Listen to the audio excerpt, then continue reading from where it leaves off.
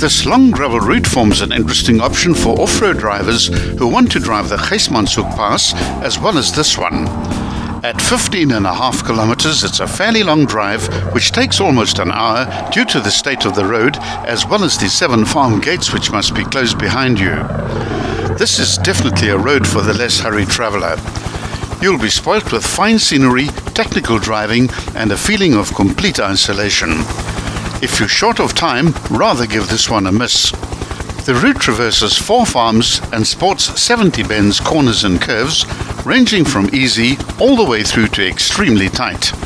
There are at least 2 corners with arcs greater than 120 degrees.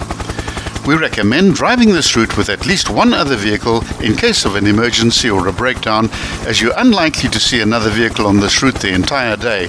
The pass can be driven in a 4x2 vehicle in fair weather, on the proviso that it has high ground clearance. The route starts at its northern end by turning off the R323 at the sign marked Mirki's Kraal. The road skirts some small cliffs for a short section, then bends away onto a flat section of 1 kilometer where the first farm is traversed.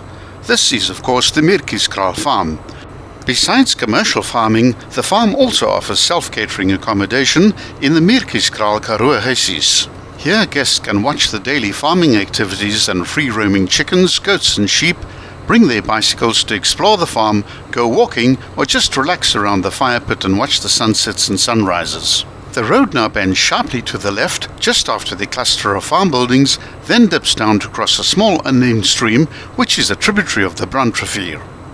After the single-width bridge, the road climbs quickly and curves through 150 degrees towards the right.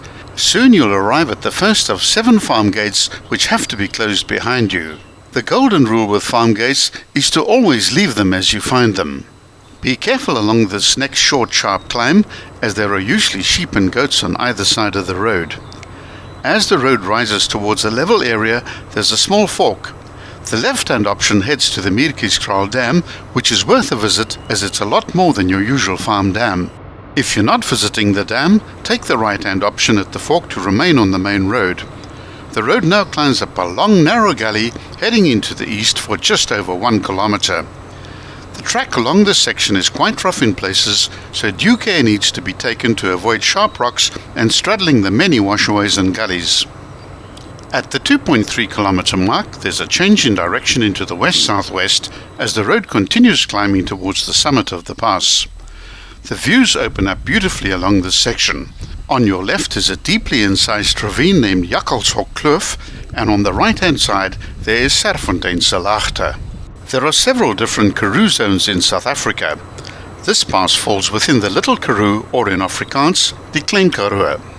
The Little Kuru is a spectacular 350-kilometer-long valley stretching from Montague in the west to Uniondale in the east, and it's almost completely surrounded by mountains.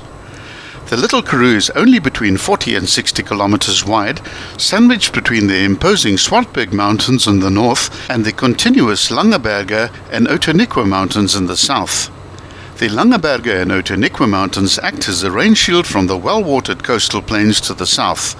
What rainfall penetrates the Klein Karoo tends to concentrate against the southern slopes of the Swartberg Mountains, ensuring that many of the towns and villages are concentrated along the northern edge of the Klein Karoo.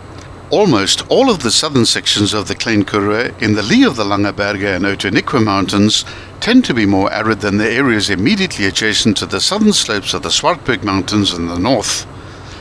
The popular Route 62 tourist route runs the full length of the valley from Montague in the west through the village of Barrydale at the southern entrance to the western sections of the Klein Karoo via the Trado Mountain Pass and to Ladysmith beneath the towering Swartberg Mountains and the distinctive 2,198-meter high Toverkop in the Klein Swartberg mountain range.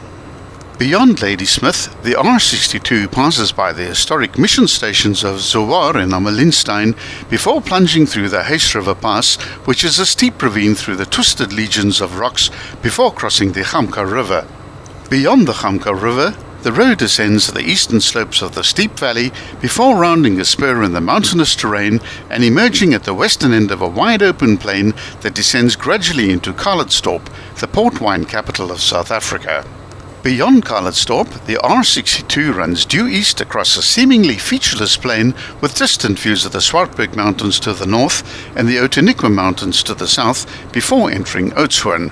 Be sure to watch parts 2 and 3 of the Brandrivier Pass.